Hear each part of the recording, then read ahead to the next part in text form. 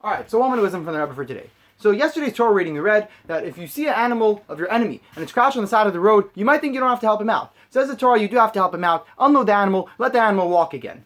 Now, what does it mean that you might think you won't have to help him out? It says Rashi, there are actually two cases where you don't have to help him out. Case number one is if the animal belongs to a non-Jew, but the burden belongs to a Jew, then you don't have to help him out. Number two is if it's not according to your honor, you're an elderly man, and there's an animal over here on the side of the road with a big heaven burden, you don't have to help him out.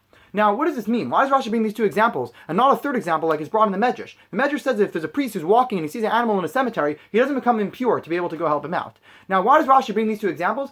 The Baal Shem Tov explains that what does it mean that you see an animal on the side of the road? That means you see an animal, your physicality, your body, and your body's on the. You think he's your enemy. You think he's going against you. Says the Torah, no, you have to help him out. You shouldn't make your body suffer. You should use your body to serve God. Now, says Rashi, there's two exceptions. Number one is if the animal belongs to a non-Jew. Meaning if someone has sins, he did something wrong and at that time he got his energy from klipa, so like a non-Jew. He has to use that time anyways, and he shouldn't help out his body, meaning he has to fast at those times to be able to fix up the body to come closer to God. Number two is the person who wants to come closer to God, even though he didn't do sins, or he already finished being atoned for those sins. He wants to come and be wanted before God, then sometimes you do have to do fasting. And that's why Rashi doesn't give the example of a priest in a cemetery, because there's no such thing as a Jew being in a cemetery. A Jewish body, no matter what he does, is still the body of a Jew, which God chose, God treasures. And therefore there's no such thing as being in a cemetery where it's totally gone and totally over. Either way, this doesn't apply in our generation, the idea where we do those two fastings, because we fix it up, as Alter Rebbe says, where in our generation, we give charity instead. Or you could do it with joy, with extra joy and increasing in serving God. That's the way we fix up our sins in our generation.